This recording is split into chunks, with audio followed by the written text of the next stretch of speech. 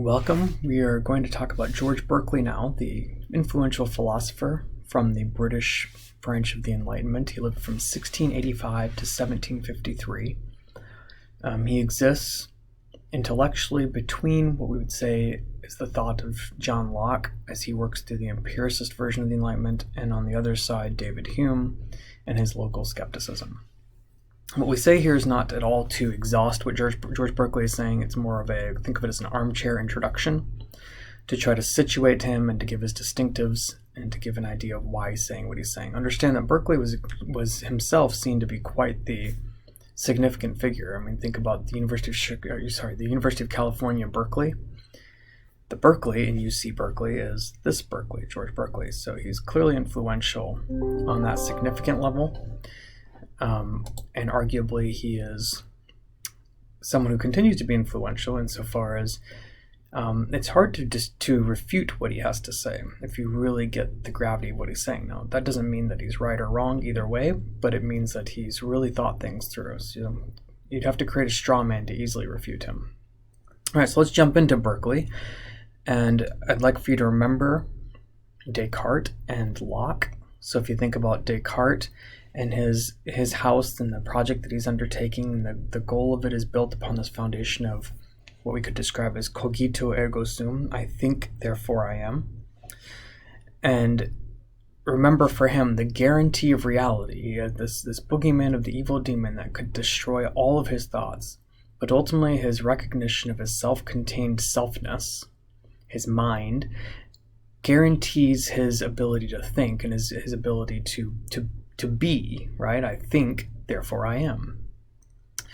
And yet at the same time he realized that doesn't mean that everything that he knows is correct. So his guarantee there was to say a reflection upon his selfness, his mindness, and his contingency that he could have not been leads him to his own version of an ontological argument that, relying upon logic, which we mentioned was an inconsistency for him, helps him to elevate above that logic to the existence of God, which destroys the all-encompassing power of the evil demon and guarantees the use of math and logic and enables him to reclaim a world and to build up from his foundation. As a brief intro to him, or review of him, we can see how then that goes to John Locke, who Locke, among others, was not satisfied with that way of thinking. And for Locke, it was not just this notion of my selfness, my I, my ego, but also about the reality that I have ideas. So recall that he speaks in terms of a tabula rasa, a blank slate that's upon the head, or in the head. And so then empiricism is the mechanism, the five senses by which ideas come to me. And as ideas come to me, and they come to me in the form of sensations. So you think about the apple, comes in the sensations that can be translated, loosely speaking, red, juicy, crispy, spherical. These impressions, through the use of this principle of reason, ultimately yields the idea of apple. And for John Locke, one could say what he's describing here is to be is to perceive, right? If Descartes set that agenda, Locke is taking that to the next level. So now I know this apple exists because the impressions have made it so upon my mind. George Berkeley is not satisfied here. So we will describe how he's describing reality. His foundation is to be perceived. Now let's explain that, let's flesh that out. Berkeley wants to say that we know absolutely nothing of the object that we perceive other than the idea of our perception. In other words, he agrees with Locke that we have no knowledge of the external object itself, but he also wants to take this a step further. The external object does not exist apart from our perception. Think of this in terms of the old question: if a tree falls in the woods and there's no one around to hear it, is there sound? Well, Berkeley's version would go as follows: if a tree falls in the woods and there is no one there to perceive it, who's to say that there's even a tree in the woods in the first place? This might seem silly, but consider two anecdotes. The first one does not come from Berkeley, but rather from contemporary psychology. Think about object impermanence, which is this idea that babies often begin with this state of being in which you remove something from their immediate visual spectrum and then cease to believe it exists. This is why peekaboo works so well. When you cover their eyes, they think you are gone. Suddenly you reappear. If we may apply this to Berkeley, we'd ask, who's to say that this is not the case? If there are only two perceiving agents in a room and they both close their eyes, what reason do we have to believe that the room still exists? let alone what each of these two people still corporeally stand adjacent to each other. We do not know this. Rather, we only infer it based upon material and realist impressions of what the world is actually like. The second example comes from Berkeley himself. He says, we might wish to argue that there's a certain common sense in the process, that what we see, feel, taste, smell, or hear actually does really exist in just that form in the world. However, how many of us have imagined such a real world simply by mentally arranging ideas that we assume to be materially real? Good fiction does this all the time. Sit down undisturbed with Tolkien one afternoon and read the eucatastrophic tale of Beren and Luthien. You will be enveloped into a world of imagination that seems real. Furthermore, how many of you have woken up one morning and wondered if your dream actually happened? Or how many of you have been in a dream world and thought everything was real?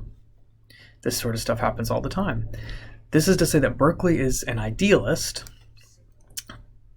but not the kind of idealist that Plato was, and certainly we've said the entire Western philosophy is an idealist trajectory, so he's not an idealist the way that everyone is. Reality for Berkeley comes to us through our senses, but as far as we are concerned, it consists entirely within our minds.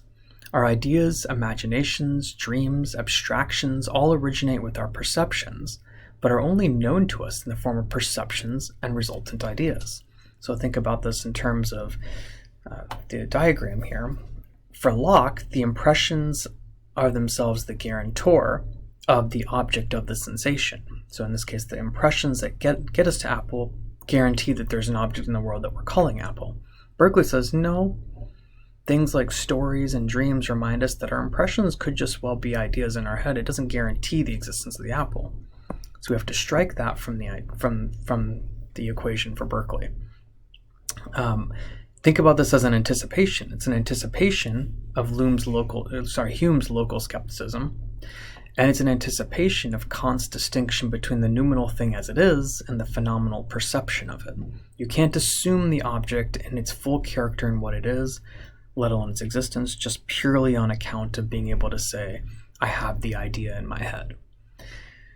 For Berkeley, all you can say is, I have the idea in my head. And for all we know, the consistency that we assume that happens when we turn off the lights and close our eyes is gone when we turn off our lights and close our eyes, that it's not really consistent at all. All of existence, all of being, then exists as a spiritual reality. It makes no sense to speak of anything outside of perception, including those supposedly material objects that we observe. We can speak of our own existence because we have a mind that perceives. But a tree cannot perceive, neither can a chair or a basketball or a skyscraper. Thus their existence is only in our minds, which is spiritually real. Now think about what's going on here in terms of the inverse. In the way that both Descartes and Locke have conceived of things, the guarantor of the outside world is my own self, my own mind. But Berkeley is drawing a wedge right there, saying, no, the fact that it's in my mind doesn't guarantee an outside world yet. The ontological argument that Descartes has based upon his selfness doesn't get us there. The tabula rasa idea and the fact of ideas doesn't get us there.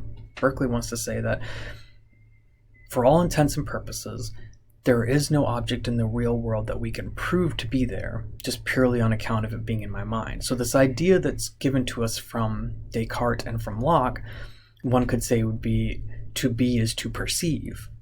Think about the inverse side of this. Berkeley wants you to get there as well. The inverse side of this is that the object itself never perceives anything. An apple doesn't perceive, a tree doesn't perceive, as far as we can tell. So if to be is to perceive, all we've ever really done is guaranteed ourselves, and you have to have a hard stop right there. In other words, we have Descartes' situation of I think, therefore I am, minus any of his development after that, owing to his ontological argument. Locke hasn't gotten by it as far as Berkeley is concerned, nor has anyone else. The reality is that we're left with just me and myself, and at most I can look at everyone around me, all the people, and say, you seem to be speaking and thinking and acting agents, but for all I know, this is something that's just concocted and placed in my mind as an idea again, right? I can't prove anyone else's existence. So this notion of to be is to perceive is at the heart of Locke and Descartes' program, and Berkeley says that's not enough.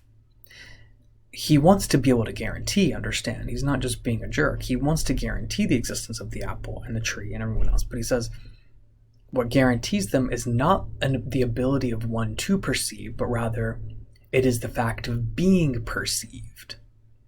And yet being perceived is subject to the act of perception. So when I close my eyes or I go to sleep, I'm no longer perceiving an office or an apple or a tree or a family or anything else. So based purely upon my own individual subjective reality, I'm unable to be able to guarantee the reality of anyone or anything else. All right, so let's continue. Berkeley realizes that the arguments he's giving do not preclude the existence of any actual external object. Nevertheless, he highlights that these arguments do prove that perception by a thinking mind is the only means by which we know of external objects. He says it is impossible that anyone should exist in any unthinking subject, or anything should exist in any unthinking subject without the mind, or in truth that there should be any such thing as an outward subject. In other words, he's not trying to say, I don't think anything exists in the world. He's just simply trying to point out the problems in his predecessors, that to base things upon perception is to fail to be able to guarantee an outside world.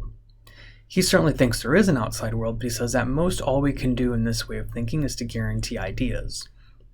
And ideas themselves are subject to our consciousness, which is subject to our ability to be able to continue to be conscious. So again, thinking about that tree in the forest, for him the question isn't whether there's sound if the tree falls or not, it's that if no one's there to observe it, how can you even say that it fell? It's presumption. It's based upon your presumption. It's things going on in your head.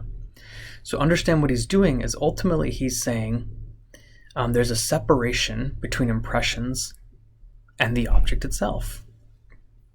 All right, so how do we get around this? How does Berkeley get around this? Berkeley himself wants to say positively that to be is to be perceived, but along with that he wants to say that to be is to be perceived is therefore a guarantor of another being altogether. Berkeley was a theist. He wants to say that the ultimate perceiver is the one who guarantees the consistent matrix of ideas, and the ultimate perceiver is God himself. So nothing that we do or say or think or feel has any ultimate bearing at all upon the existence of anything around us. Because our perception is finite, our perception goes in and out, our perception leaves us when we go unconscious, such as when we sleep, or when we leave a room, or when we leave a place. So the alternative for him is to guarantee reality through the presence of God himself. God is the ultimate perceiver, and because God is the ever-wakeful, always conscious, ever-observing perceiver, this guarantees the existence of all things, for to be is to be perceived. So insofar as we are all are consistently being perceived by God, we have ultimate perception. And we have a guarantee for reality. All right. Talk to you guys later.